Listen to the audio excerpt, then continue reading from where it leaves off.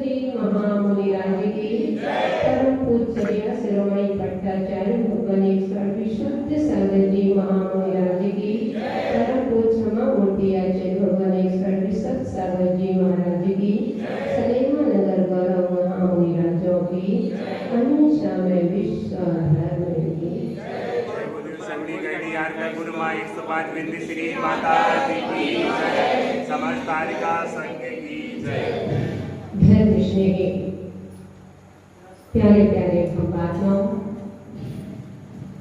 यहाँ पर प्रारंभ हो रहा है वह ग्रंथ राज जिसका नाम है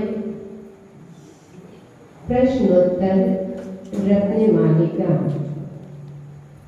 कहते हैं, कल हमने बताया था, कोई भी जब हम ग्रंथों का वाचन करते हैं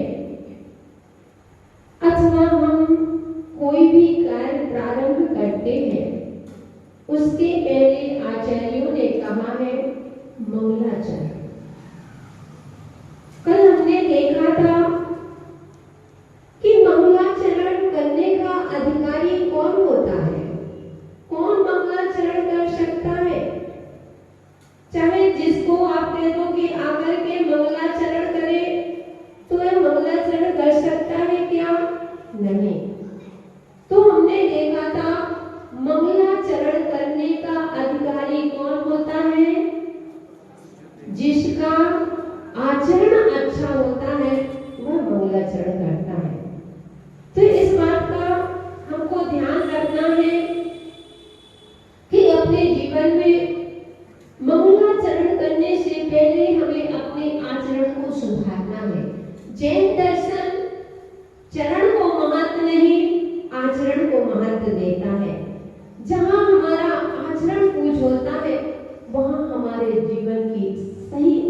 वृद्धि वही होती है।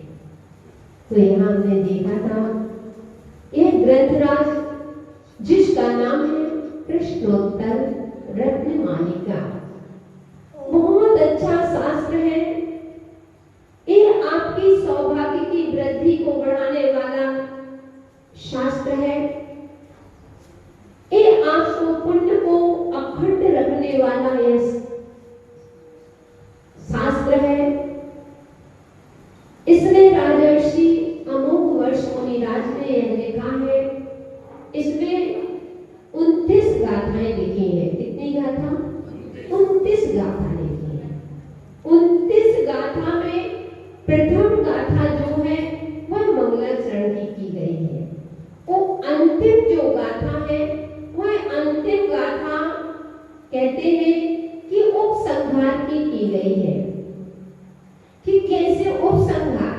अब कितने बचे? देखो यहाँ देखो, हमारे तरफ देखो, उसका तो नहीं रख लो, उठाते जाएंगे। एक गाथा अपन ने मंगलाचरण की निकाल दी, अंतिम गाथा अपन ने शास्त्र के उपसंहार की कर दी। अब कितनी गाथा बची? 27।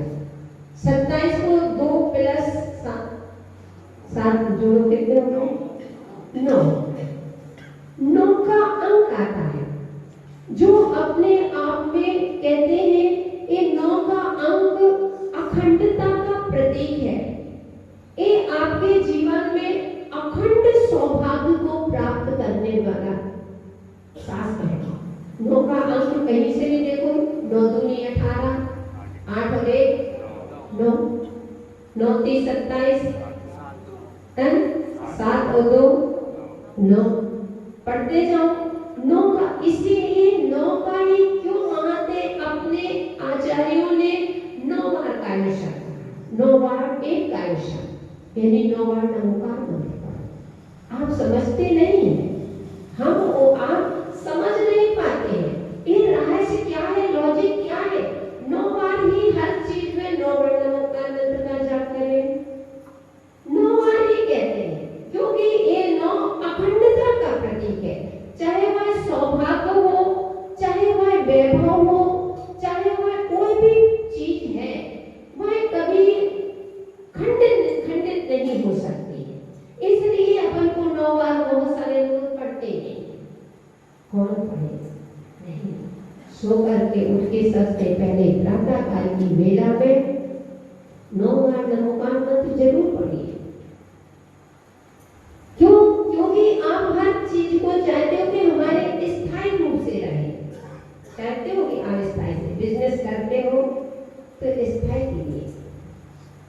कभी हम चिंतन करते हैं अस्थायी जीवन के लिए, लोग स्थायी के लिए कितनी दौड़ धूप करते हो, कितना आप अस्थायी वस्तु के लिए चैन की नींद आपने गंवा दी। मकान मेरा स्थायी हो जाए, मेरी बिजनेस अच्छा चलने लगे, ये फैक्ट्री खुल जाए, ये दुकान खुल जाए, ये हमारा ऐसा हो जाए। ये जीवन अस्थायी है। किसी का जीवन स्थायी नहीं, कोई अमृति खा के नहीं आया। अस्थायी जीवन के लिए स्थायी की दौड़ में आप लगे हुए हो। बंधु, ये हमें चिंतन करना है, कभी चिंतन करना। तो हमें सबसे पहले देखा था हमने, बात चल रही है 27, 2 और 7 कितने हो गए? 9। 9 अखंडता का प्रतीक है। ये आप सौभाग्य को अखंड करने वाला है। ये आपके वैभव को अखंड, कभी भी आपका वैभव नष्ट, ये वैभव नहीं, जो सच्चा वैभव है उससे तो हम वंचित रह जाते। इन कांच के टुकड़ों के लिए, इन हीरों के लिए हम दौड़ में तिजोरी के अंदर तिजोरी में रखे हैं उस हीरा की। और वैसे भी यहाँ पन्ना जिला तो प्रसिद्ध है हीरा की खदान है। हीरा ये हीरा अनादिकाल से कितने बार किए होंगे, लेकिन आज तक जो हमारा अंतरंग हीरे हैं उनसे हम वंचित रह जाते। तो इस प्रकार से यहाँ देखते हैं, सभी को पढ़ना है, बहुत अच्छा लगेगा। आपको बहुत ऐसे टिप्स मिलेंगे जो आपने अभी तक आपको पता नहीं। इन्हीं सोच में छोटा सा शास्त्र है, एक छोटा सा शास्त्र आपके जीवन को परिवर्तन करने वाला है। आपकी सौभाग्य की वृद्धि होगी। जो नहीं पढ़ पाते हो कोई बात नहीं, लेकिन अब संकल्प कर ले कि हमें कितना आधा घंटे के लिए अपने सौभाग्य की वृद्धि के लिए, अपने पुण्य कमाने के लिए हमें आधा घंटा तो समय देना ही है। हमें वह प्रश्नोत्तर रत्न मालिका का स्वाध्याय अथवा प्रवचन अथवा हमको वह सुनना है, हमें उसको समझना है। तो चलते हैं, सबसे पहले अपन देखते हैं, मंगलाचरण करते हैं। निकाल दिया सभी ने? प्रणिपत्तो प्रणिपत्तम वर्धमानम प्रश्नोत्तर रत्नमालिकाम वच्चे नागनरा मरवन्द्यम देवेन्द्रम देवाधिपम वीरम प्रणिपत्य वर्धमानम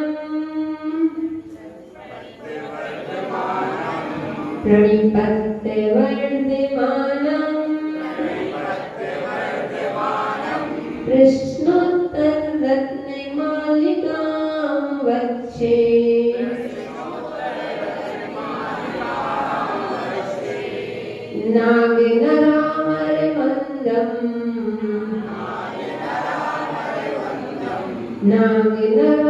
नागनरामरवन्द्यम देवं देवाधिपं वीरम। एक बार हम पढ़ेंगे, फिर आप पढ़ेंगे। प्रणिपत्य वर्धमानम प्रश्नोत्तर रत्नमालिकां वच्चे नागनरामरवन्द्यम देवं देवाधिपं वीरम।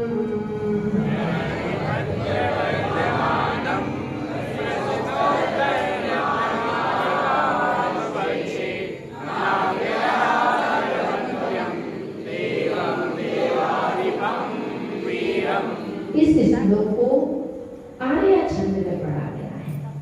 कौन से छंद में लिखा है? आर्या छंद। इस आर्या छंद में कहती है, जैसे अपन नमोकार मंत्र कौन से छंद में लिखा गया है? आर्या छंद में। उस आर्या छंद नमोकार मंत्र कैसे पढ़ते हो? नमो अयंताणम नमो सिद्धाणम नमो आयर्याणम नमो वज्रायाणम नमो लोये सर्वसाहुणम। ये कौन से छंद में लिखा है? आर्या छंद। उसी ही तर्ज में आपको, उसी ही छंद में आपको बोलना है। तो आगे सबसे पढ़ते, फिर से पढ़ो।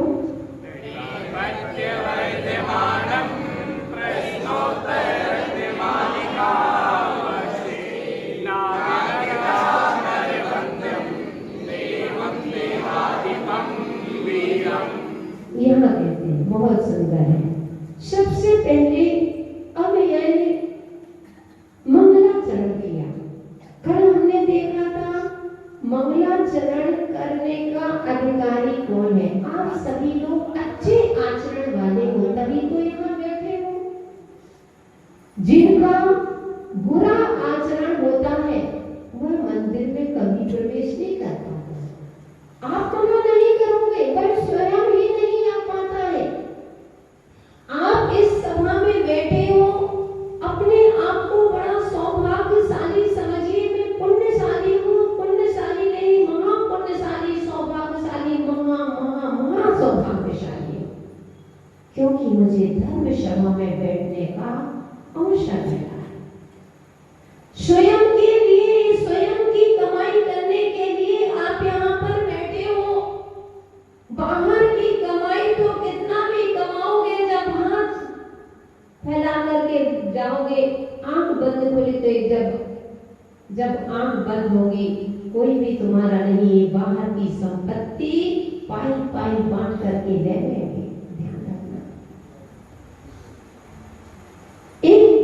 दो भाई हैं, इतने से अगर उनका पाई पाई बांट लेते हैं, थोड़ा सा 1 इंच की जमीन में एक दूसरे के शत्रु बन के खड़े हो जाते हैं। कहाँ एक माँ के बेटे और इतनी सी जमीन के पीछे और शत्रु बन के खड़े हो गए, अपने ही घर को खंडित कर लिया। कितना बड़ा वह आंगन था जिसमें हम सभी बालक एक साथ एक माँ के जन्मे वाला उस आंगन में खेला करते थे, और आज वही आंगन खंडित कर दिए गए हैं। खंडित से क्या हुआ? तुम्हारा ही आंगन छोटा हुआ है, दूसरों का आंगन छोटा नहीं हुआ, खुद का ही आंगन छोटा हो गया। हमने पहले से ही खंडित करके बैठे हैं और इतनी सी जमीन के पीछे मर मिटते हैं कि शादी चलते हैं। ओहो, एक ही माँ की संतान होकर के इतनी क्या साथ में लाए थे, वो क्या साथ में ले जाओगे? कुछ भी लेकर के नहीं जाना। एक आंख खुले का सपना है, जब तक आंख खुली है जब तक सब अपने दिखाई देते हैं, और जिस दिन आंख बंद होगी कोई भी तुम्हारे अपने क्या है, तुम्हारा कुछ भी तुम्हारा नहीं है। एक बेटा कह रहे बेटा मेरा है, एक बेटी मेरी है, एक बीवी मेरी है, ये मेरा पैसा, कुछ भी नहीं है तुम्हारा। पुण्यशालियों तुम्हारा कुछ भी नहीं है। बेटा है वह बहू की अमानत है, ध्यान रखना। बेटा बहू की अमानत है। जब तक बेटा तुम्हारा है जब तक बहू नहीं आई। दिनेश ध्यान रखना। बेटा कब तक तुम्हारा है? कितने लोग आस में बैठते हैं ना, कैसे आस लगा के बैठते हैं। सोचो माता पिता को, महिलाएं कितनी आस लगा के बैठे हैं कि बेटी थी आस लगाए जब सास बहू घर आएगी, अपनी प्यारी सासों के आकर के पैर दबाएगी। लेकिन बहू के आते ही इस घर का ढंग भी बदल गया और बहू की आशा व्यर्थ गई, बेटा भी हाथ से तो ध्यान रखना, जो बेटा है वह बहू की अमानत है, तुम्हारी अमानत नहीं है। बेटी है किसकी अमानत है? जमाई की अमानत है। जमाई आएगा, शादी होगी, बेटी को आप घर में नहीं रख सकते हो। बेटियां बड़ी होती हैं, माता पिता को भारी लगे या ना लगे, अरे भैया, लेकिन पड़ोसियों को ज्यादा भारी लगती है। इतनी बड़ी हो गई, आज तक शादी नहीं करी, उसकी शादी नहीं हुई। यानी बेटियां माता पिता को भारी नहीं है, लेकिन किसको भारी लगने लगी? पड़ोसियों। तो बेटी जमाई की अमानत, उस जिंदगी है वह किसकी अमानत है? जिंदगी जो है वह मौत की अमानत है, और शरीर है तो संसार की अमानत है। अब बताओ तुम्हारे पास क्या बचा? सोच रहे हैं?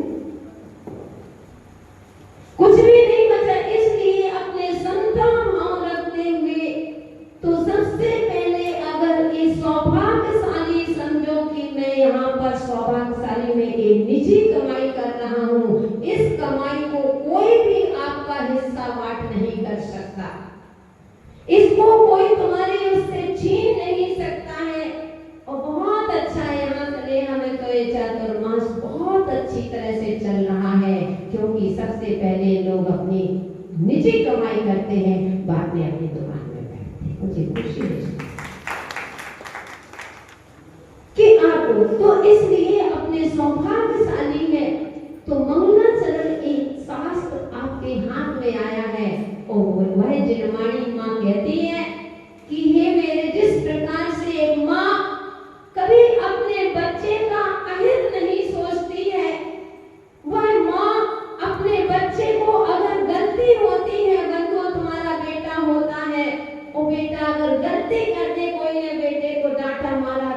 बेटा सबसे पहले आगे खड़ा हो जाता ना, आज नहीं आने देता।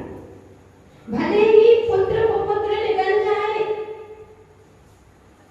लेकिन पिता कभी अपने बेटे को आँच नहीं आने देता है। बैठे हो वृद्ध लोग बैठे हैं, कितनी आशा से कहते हैं कि बालपने में पिता पुत्र को कांधे ले दुलरावे हो, ओ कांधा देकर उस प्यार का बेटा मोल चुकावे हो। रहे पिता का ध्यान पुत्र पर कोई आँच न आवे हो, ओ सबसे पहले पुत्र पिता के तन में आँच लगावे हो। कि वह पिता कांधे लेकर के दुलराता है, वही बेटा तुम्हारा मात्र अर्थी लेकर के कंधा लेकर के उस प्यार का मोल चुका देता है। कहते हैं तेरा ही बेटा तुझमें, इसलिए बंधु कांधे देकर के दुलारे, उसका प्यार बेटा ने तुम्हें कंधा देकर के, अर्थी का कंधा देकर के उस बेटे ने मोल चुका दिया। कैसे थे कि पिता इतना ध्यान रखता है बेटे की कि मेरे बेटे के ऊपर कोई आँच ना आए, और वही बेटा तुम्हारे तन पर सबसे पहले आँच लगा देता है। किसको अपना समझते हो? कौन है तुम्हारा? इसलिए जो कुछ है ये अपनी कमाई के लिए है। धर्म ध्यान करो, कुछ अपने लिए समय दो। 24 घंटे है, 24 घंटे में मात्र आपको 15-20 मिनट, आधा घंटा ही तो अपने लिए समय देना है। इसकी कमाई कोई बांट नहीं सकता। तो मैं बात कर रही थी, भाई भाई हैं, अगर उनका बस करे तो एक चम्मच के 2 टुकड़े भी कर लेंगे, लेकिन हिस्सा बांट लेंगे। वो उदारता दिखाते हैं तो वे 2 चीज होती है जिसमें उदारता दिखाती, कोई बात नहीं तुम ले लो, कोई नहीं तुम ले लो। कौन है? बताओ, बोलो, जोर से बोलो।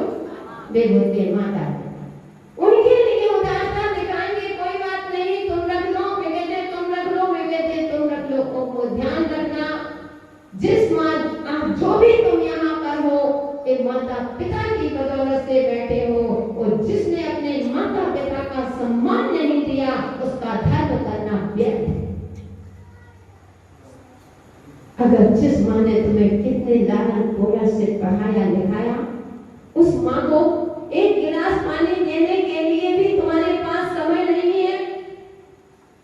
सोच रहे हो कि कब इनका निपटारा हो।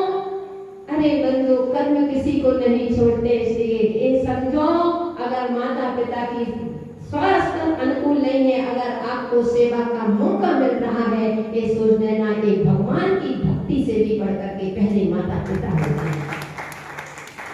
कभी भी हो माता पिता का सम्मान करना सीखो, और जो अपने माता पिता का सम्मान करते हैं दुनिया में उनका कोई बाल बाका नहीं कर सकता है, क्योंकि माँ की ममता को आप पार नहीं कर सकते हो।